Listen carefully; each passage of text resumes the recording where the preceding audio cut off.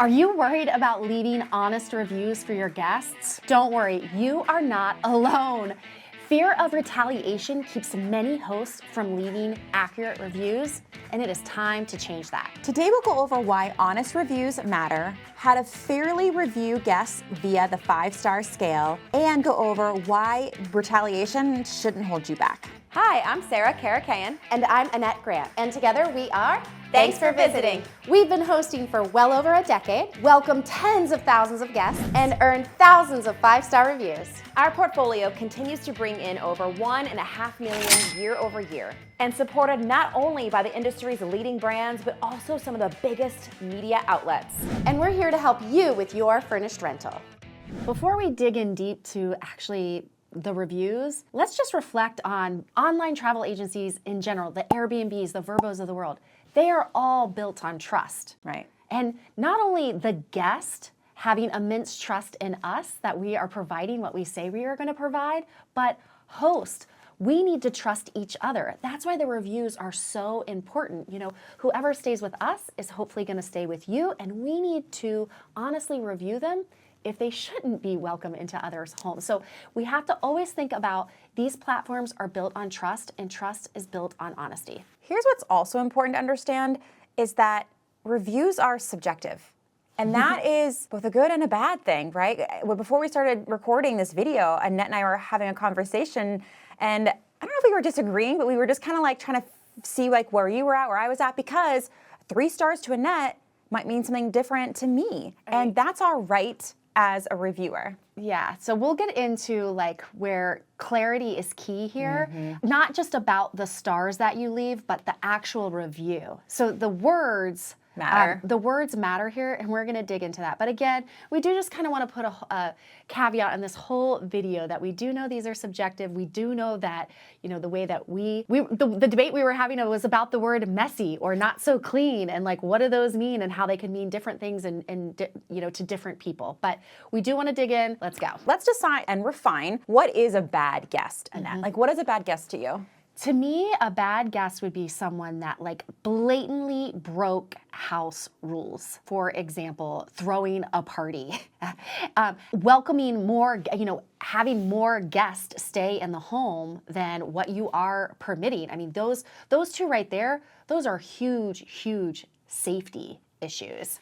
Yeah, or just outright damaging the property and not telling you about it, not feeling remorseful. Like, those are obvious bad guests. Negligence. Like, there is absolutely accidents. Yes. I've had guests that have truly had, like, you know, a TV got broken, things get broken, but they admit it immediately. They let me know it's an accident. It is not negligence. So those are two things that are really important, like a negligent guest versus someone that accidentally hurt something. I think we can all raise our hands that we probably accidentally maybe broke something, whether it be a wine glass or something in someone's home before, and it was completely accidental. And then there is the not so bad guest. And here's where I might fire up some of you a little bit, and feel free to get spicy in the comments. We actually enjoy the conversation.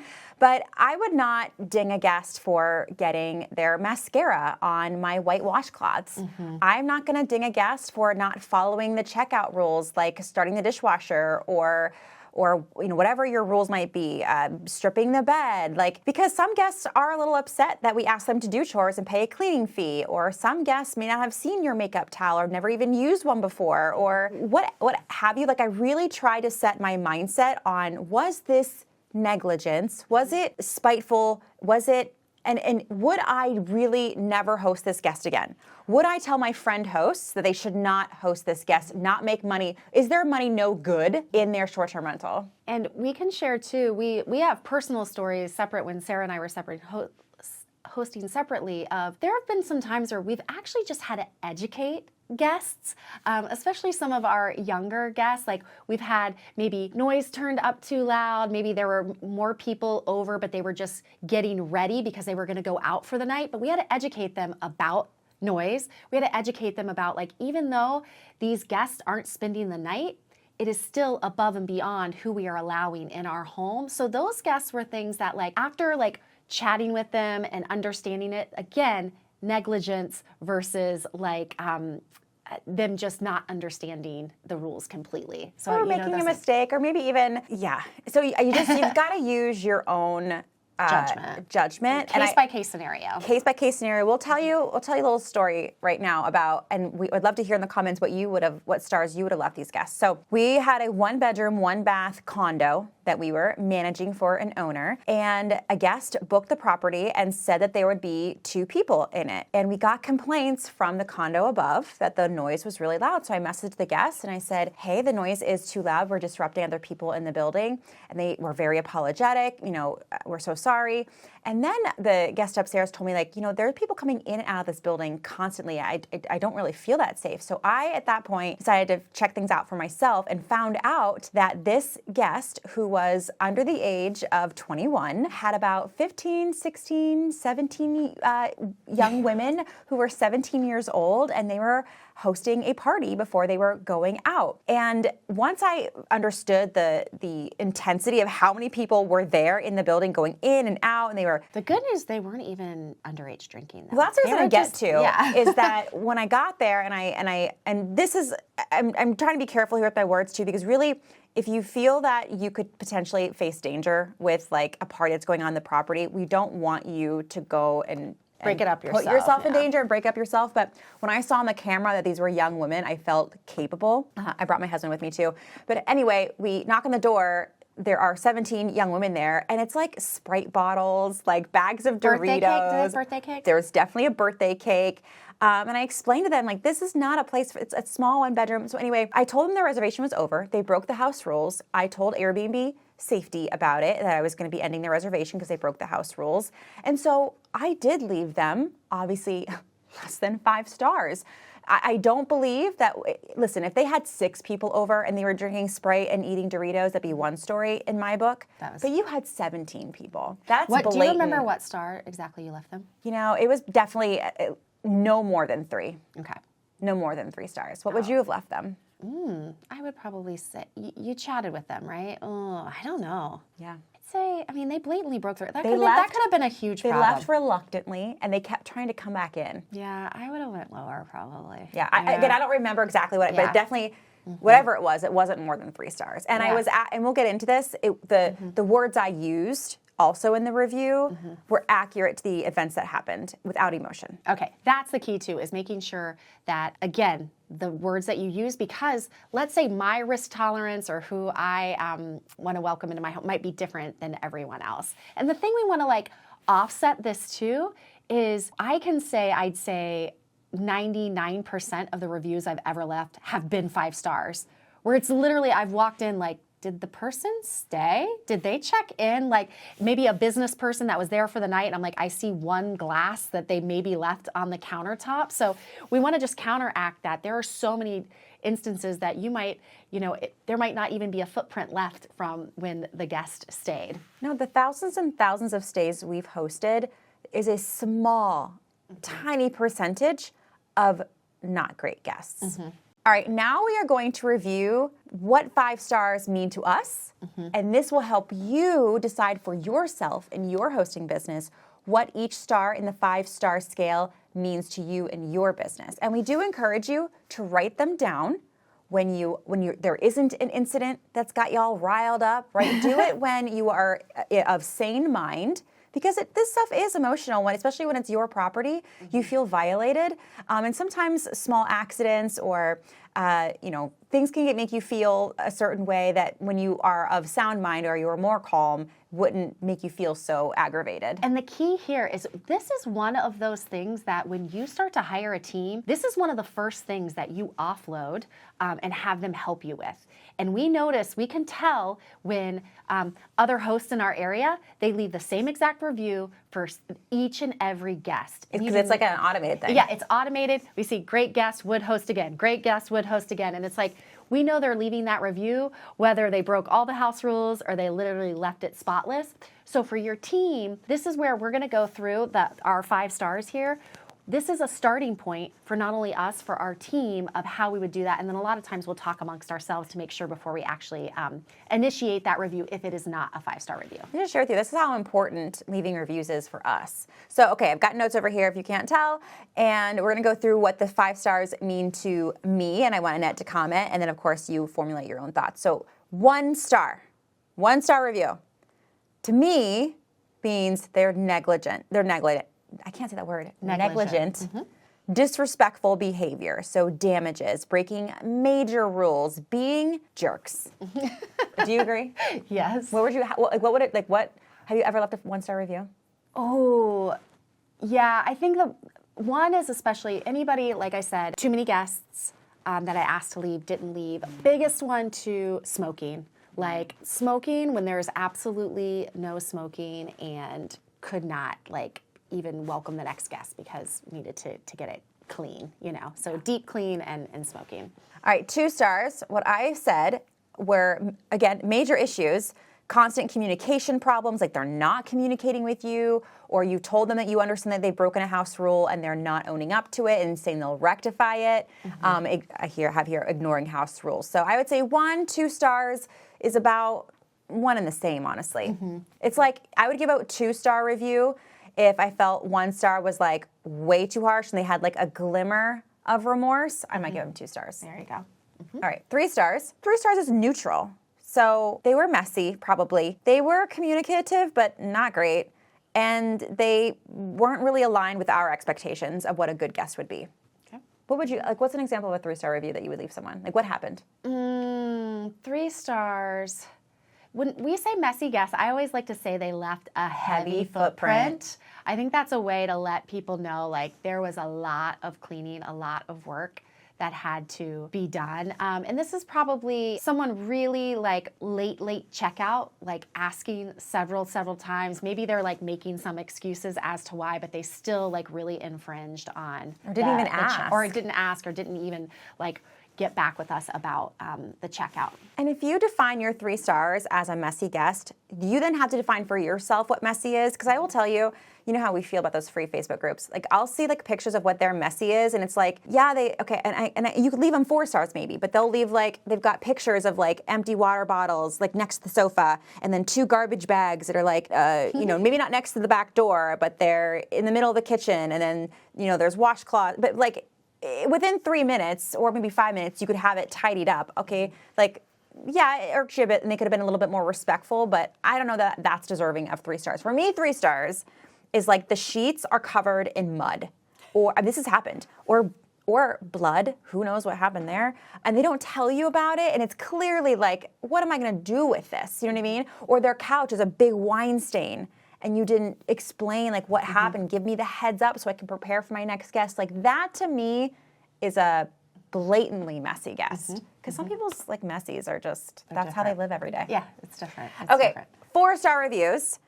Good guest with minor issues. Maybe something happened that kind of For example, maybe they missed the checkout step, or like I said, they were slightly messy. So maybe they're leaving all the bottles everywhere. Maybe there's wine glasses everywhere. They had a really good time. Maybe there's maybe they had a birthday party there and they left presents all over the bedroom or what have you, or the living room. Move some furniture around. Move furniture around. That might warrant.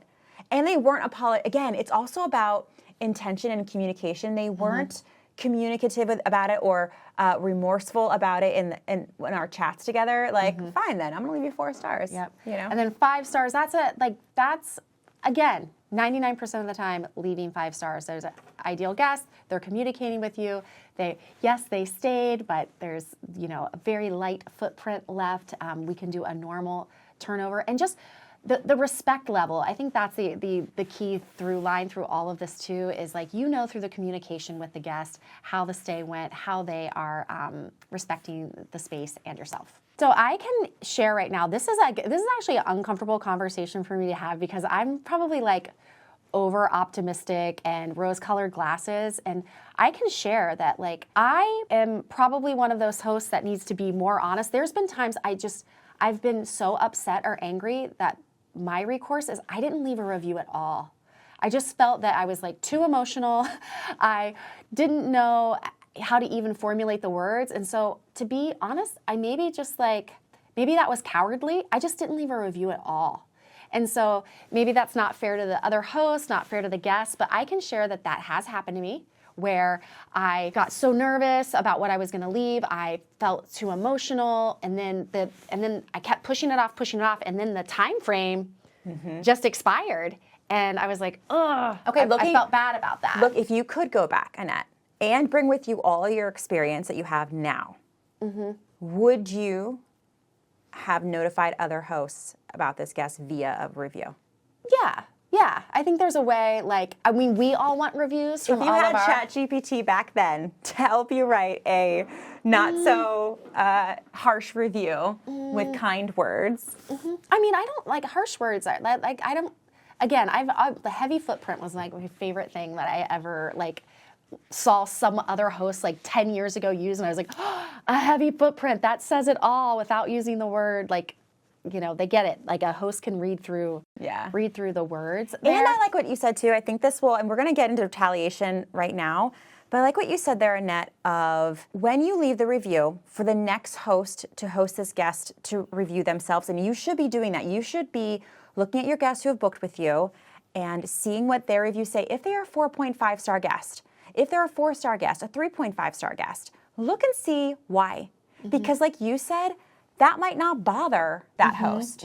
For example, I need to look at my guest review, but I look at like my Uber guest review, and it's, you know, like looking at our reviews to see, like, you know, I could maybe be loud, or, you know, I don't know, something that they don't like. That's subjective to them. So yes, definitely, this is why the reviews matter too. You should be reading the previous reviews. And this actually goes into how you review it too. Like, I know that I'll go through and look, and it's like, oh, hello, all these hosts were trying to tell me that this might have been a problem guest. And you can read through those previous reviews, and that helps guide you when you're getting ready to review them also. Because if you're starting to see a trend, it's like you need to be very honest in your review to help amplify that message that everyone's been trying to tell. Well, and I've done that. Like I've said, hey, I saw on your last stay that host said that you left a heavy footprint, and the cleanup was more than they're used to.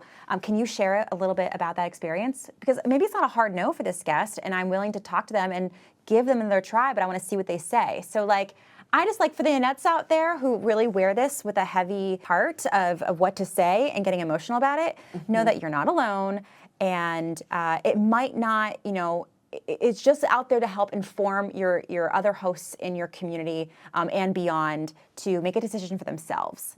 Now we want to talk about this fear of retaliation that hosts have about leaving less than 5-star reviews to a guest. Was this a concern of yours when you were? Yes. Oh my gosh, for sure. Okay, so let's talk about it. I think when something is going down at your property that's less than ideal, the fear of retaliation isn't the review you left for the guest, because they don't see it or read it until theirs is posted. Right. So what really fuels retaliation is how you handle yourself during the incident. Absolutely. So if you can stay really professional, calm, if you need to scream profanities outside to calm you down. Text your hosting friends what you like, write what you want to say, like to yourself somewhere else, and then actually what you need to say to the guest in, you know, on the, whatever platform it is. Do that. Because that is, if they still leave you a crappy review and you were professional, you were kind, you were clear, you were right, then you were never going to stop them anyway from leaving you a less than stellar review because you called them out on poor behavior. So just know that fear of retaliation has nothing to do with that review that you're going to write. It has everything to do with how you handle the situation in the moment. Let's review some tips on how to leave a review for a less than stellar guest. Again, we want you to be truthful, not emotional. Those are two so very different things. I know you all know this. That's why I was sharing with you earlier. Sometimes I knew my emotion was going to take over and not be truthful at all, because it would be an isolated one thing when maybe that guest stayed for 7 days and everything else was awesome. So again, truthful, not emotional. And if that means, I like to say there's power in the pause. So think about it, and when you're writing it, is this truthful or is this emotional? When you're writing the review too, you want to be concise, and here's a really powerful word I wrote down, is neutral. All right, you are stating facts. You're not talking about your emotions, how you felt. You are concise and you are neutral. Yeah, like breaking house rules. You don't need to go into the whole story and this, that, and the other. Like that is telling the next host that these rules were broken. And that's, we didn't talk about this, but the reviews are so much for the future host. Yeah, that's who it's for. And the reviews that when guests leave us reviews, that's for the future guests. So remember that. This is for the next person that's going to be hosting them. So just stating the facts, being concise about it. Less is more here. I want to give you a little tip, and we'll show you an example here as well. But if you are just like, I know Sarah and Annette said to be concise and neutral and not do this when I'm emotional, but I've got to get this review out. I want to get the review out, but I can't find the words. Try AI, like ChatGPT. Tell it what you want it to say. They were incredibly messy. They did not communicate. It was tough to understand what the clean was going to be like, or they were loud. We told them to turn it down, and our neighbors still complained about it hours later. Write the things in there. Get it out. Get it out, and then give the prompt to ChatGPT or whatever AI platform you use and say, please write this so that it can be a professional, concise, neutral review that I can post on, Airbnb, Vrbo, Google, and make sure it has a hospitable tone while still stating facts. And see what it spits out. You can always tweak it a little bit, but now we have this great tool with ChatGPT. It can really help us be more honest hosts and stay more neutral when you rightfully so have emotions revolving a less than stellar stay. And remember, honesty matters. Kind of going back to what we chatted about at the beginning of the video is all these platforms are built on trust. So to continue that trust, we have to be honest in our Don't reviews. overinflate the review. And it goes back to being Either neutral. way, don't overinflate Right. it either way, that they were terrible, terrible guest or a great, great guest. Let's, again, keep it neutral and honest. Absolutely. And you know what? If you are uncertain, talk with your, if you have a cleaner, ask them. Say, okay, now that you actually did the clean, how do you feel? Like, what review would you leave the guest? Or talk to your partner or a friend and say, hey, I had this guest today. Like, what would you do? Just sometimes I'm like, am I a loony, person, or am I sometimes thinking straight? Yeah, and that you also that's a great thing too. I think sometimes when it gets difficult to leave reviews, depending on how many guests you're hosting, I found like the more properties, the more guests, it just kept piling on, and I felt like the more guests, the more reviews. So it is going to be more pressure than no money, more problems. Yeah. So, but just remember, you've got to separate each individual reservation and review too. So you have to can't let all the other guests, all the other reservations pile on. You have to think singularly on that review and that guest. And that fear of retaliation, or just being a small business owner, this is why direct bookings and having your own direct booking site is where you can control that narrative.